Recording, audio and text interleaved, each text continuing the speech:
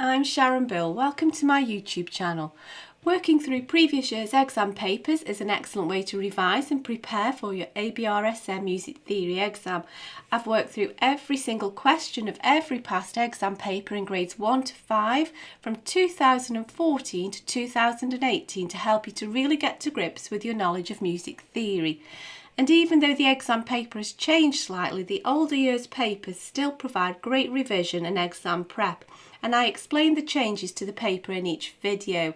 In this short video, you'll find links in the cards and in the description box to all 3 videos to work through each question of Grade 4 Paper B from the 2016 past exam paper.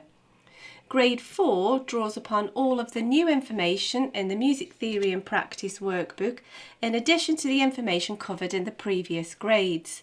If you click on the link to the playlist in the description box, you'll find videos where I work with you step by step through each question in the workbooks.